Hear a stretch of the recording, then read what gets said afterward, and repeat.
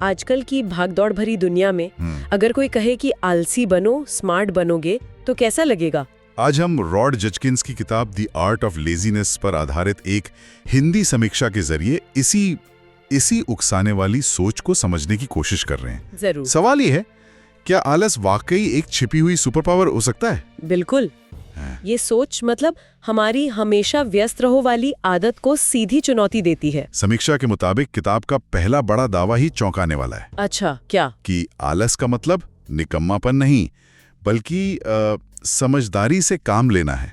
यानी कम से कम मेहनत में ज्यादा से ज्यादा नतीजा पाना, स्मार्ट वर्क। हाँ, मतलब ये कि असली आलसी आदमी जुगाड़ू होता है। वो मुश्किल काम को आसान बनाने का तरीका ढूंढ ही लेता है। ये तो हार्ड वर्क की जो महिमा गाई जाती है उसके बिल्कुल उलट सोच है। बिल्कुल उलट। पर क्या इसका मतलब ये है कि हमें बस आराम करना चाहिए? नहीं, आराम करना नहीं, बल्कि धीमा होना। समीक्षा इस बात पर जोर देती है। धीमा होना? हाँ, धीमे होने से हमें सोचने, समझने और बेहतर फैसले लेने का वक्त मिलता है।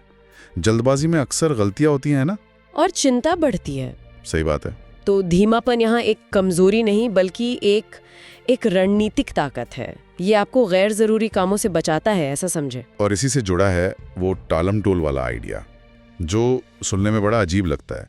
समीक्षा कहती है कि किताब टालम टोल को भी एक कला मानती है। मतलब? हाँ, कला। कुछ कामों को जानबूझकर टालना ताकि आप अपनी एनर्जी सही जगह यानी सबसे जरूरी कामों पर लगा सकें। ये मतलब है? हाँ, बिल्कुल।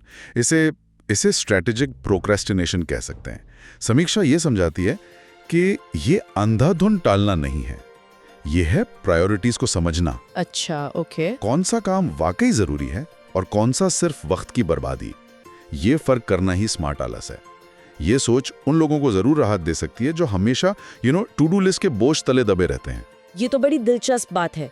और समीक्षा में आलस और क्रिएटिविटी के कनेक्शन का भी जिक्र है, जैसे न्यूटन, आइंस्टीन, इस तरह के नाम। क्या आलस सच में नए आइडियाज लाने में मदद करता है? किताब का तर्क तो यही है, जैसा समीक्षा बताती है। देखिए, लगातार काम करते रहने से दिमाग एक ढर्रे पर चलने लगता है। जब हम रुकते हैं, थोड़ा आलस करते हैं, तो दिमाग को भटकने और नए कनेक्शन बनाने का मौका मिलता है। समीक्षा इशारा करती है कि कई बड़े आविष्कार या कलाकृतियां ऐसे ही खाली पलों में सोची गई हैं। सच में? हाँ, वो जो शॉर्टकट ढूंढने की आलसी प्रवृत्ति है ना, वही अक्सर इनोवेशन की जड़ बनती है। शायद न्यूटन अगर पेड़ के नीचे सुस्ताना रहे होते तो सेब गिरने पर उतना ध्यान ही न जाता, कौन जाने। वाह, सोचने का एकदम नया नजरिया। समीक्षा में किताब के लिखने के अंदाज की भी तारीफ है कि आसान भाषा है, मजेदार किस्से हैं। हाँ, सही कहा। जैसे कोई कहानी सुन रहे हो, भारी भरकम फिलॉसफी जैसा नहीं बनाया है। बिल्कुल। समीक्षा बताती है कि किताब का अंदाज हल्का फुल्का है ताकि ये विचार बोझिल न लगे। लेकिन एक बात और है। क्या? समीक्षा ये भी मानती है कि शायद ये सोच सबको पसंद ना आए, या कुछ लोगों को ये कम प्रैक्टिकल लगे। अच्छा, क्यों? क्योंकि ये कोई स्टेप बाय स्टेप गाइड नहीं देती, ये माइंडसेट बदलने की बात करती है। हाँ, ये हो सकता है। मतलब ये उन लोगों के लिए मुश्किल हो सकता है जो हर चीज के लिए एक तयशुदा फॉर्मूला चाहते हैं। एग्जैक्टली। पर अगर हम सार देखें तो समीक्षा से क्या मुख्य बातें निकल कर आती हैं? मुख्य बातें ये हैं: 1, आलस को दुश्मन नहीं, एक टूल समझें। 2, हमेशा भागते रहना जरूरी नहीं, सोच समझ कर रुकना फायदेमंद है। 3, कम मेहनत में ज्यादा पाना मुमकिन है अगर तरीका स्मार्ट हो। और सबसे बढ़कर, सफलता का मतलब सिर्फ व्यस्त रहना नहीं, बल्कि शांति और असरदार होना है। तो कुल मिलाकर ये चर्चा हमें आलस शब्द को ही एक नई परिभाषा देने पर मजबूर करती है।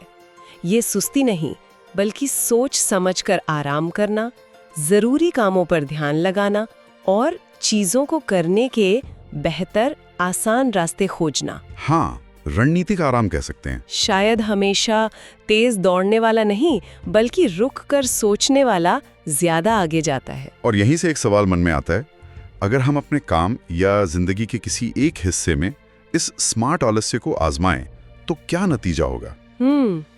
सोचने वाली बात है। किसी मुश्किल चुनौती को जानबूझकर थोड़ा धीमे होकर देखने से क्या फर्क पड़ सकता है, इस पर सोचना यकीनन फायदेमंद हो सकता है।